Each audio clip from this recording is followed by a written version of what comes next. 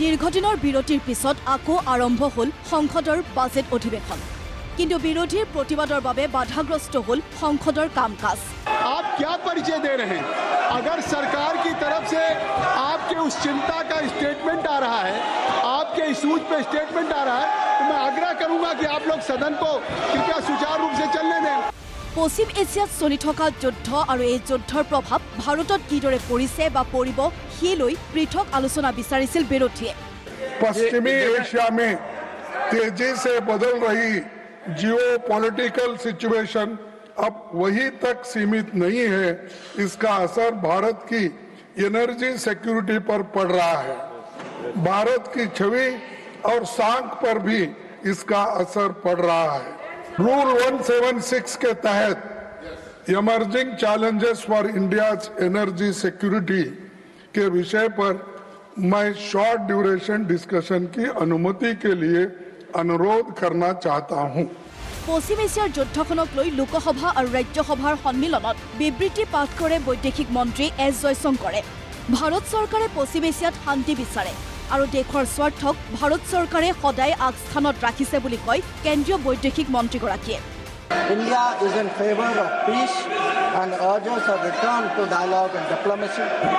We advocate de-escalation, restraint and ensuring the safety of civilians.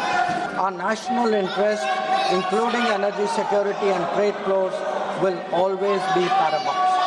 I'm confident, sir, that the government has the full support of this August House on this matter. I thank you. কিন্তু পশ্চিম এছিয়াৰ যুদ্ধখনক লৈ পৃথক আলোচনা বিচাৰি সংসদৰ বাহিৰে ভিতৰে প্ৰতিবাদ অব্যাহত ৰাখে বিৰোধীয়ে। গণতন্ত্ৰক হত্যা কৰাৰ অভিযোগ তুলি সংসদৰ বাহিৰে ভিতৰে এনেদৰে প্ৰতিবাদ অব্যাহত ৰাখে বিৰোধীয়ে।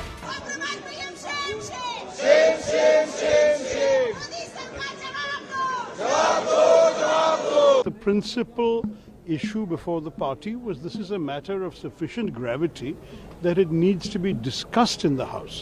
The purpose of Parliament is precisely to take up the issues that matter to the people of India and to have a serious discussion on them. Just reading a statement without any opportunity to ask any questions, raise our point of view and our concerns is not fair to the members of the House. বিৰোধীৰ এনে ভূমিকাত ক্ষুণ্ণ সাহসীয় পক্ষ। লোকসভাৰ মজিয়াত বিৰোধী সমালোচনা সংসদীয় পৰিক্ৰমা দপ্তৰৰ মন্ত্ৰী কিৰণ ৰিজিজুৰ। विदेश मंत्री ने इतना सुंदर से व्यापक रूप से अच्छी तरह से जो वक्तव्य दिया है, आप लोग सुनते नहीं है, आप लोग को सुनना नहीं है।